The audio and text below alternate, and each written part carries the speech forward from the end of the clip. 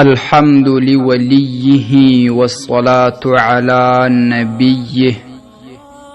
معززو قدرمندو ورونو او خويندو، دا چې د محرم د میاشتې آغاز شوی دی، په دې کې یو ډیر بهترین عمل، ډیر مفید عمل چې بزرګانو هغه تجربه کړی او بیا په خپلو کتابونو کې هم نقل کړی.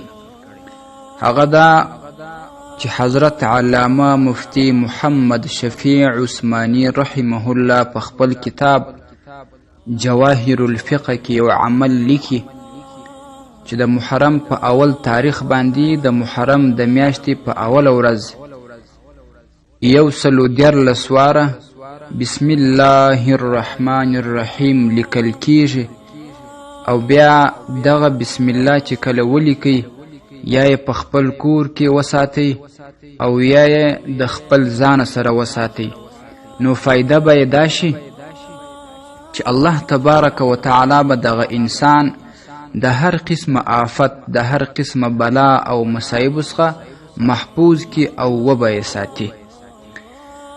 حضرت علامه مولانا محمد شفیع عثمانی رحمه الله په جواهر الفقه کې دا عمل لیکلی دی.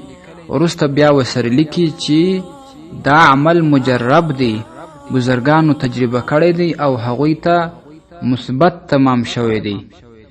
نو دوی بیا په کتاب کې هم نقل کړی چې مسلمانانو ته نفع ورسیږي. حضرت مولانا محمد شفیع رحمه الله د حضرت شیخ الاسلام تقی عثمانی رحمه الله پلار دی، ډیر جید عالم تیر شوی دی. معززو قدرمندو ورونو او خویندو، دغه عمل باید مونږ او تاسې هم وکړو.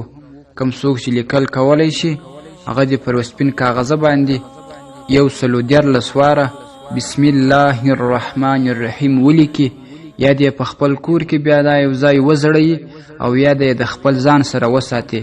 الله تبارک و تعالی به دی د مصایبو، د مشکلاتو، د بلایاو، د آفتونو څخه وساتي. تاریخ چې کم دی، نن د سعودي او افغانستان او د هغه ممالکو چې د دوی اختر هم د سعودي او افغانستان سره یي، یعنی میاشتې سره یو شانتې وي، ورځې او میاشتې، نو د هغوی نن د محرم میاشت ده او نن اول تاریخ دی. او کم چې پاکستان دی، هلته پاکستان کې کم ورونه دي، نو د هغوی د محرم میاشت سبا راځي، یعنی نن په پاکستان کې د اګست 11 ورځ ده. نو چې کله سبا ورځ سي، اګست میاشت به تیره سي، نو د محرم میاشت نوی کیږي. سبا یې اوله ورځ په پاکستان کې ده، نو پاتې سو سعودي، افغانستان، دغسې بعضې نور مملکتونه، هغه کې نن ورځ د محرم د میاشتې اول تاریخ دی. یا داسې نور ممالک وي چې هغه کې بیا وروسته راځي یا په بل حساب باندې وي، هغوی د خپله دا معلومات وکړي د بل چا څخه چې د محرم اول تاریخ کله دی، نو دغه عمل دی بیا وکړي. د سهار څخه بیا تر لمر لوېدلو پورې دا عمل چې په هر وخت کې موقع پیدا کړي باید ویې کوي. ډیر مجرب دی.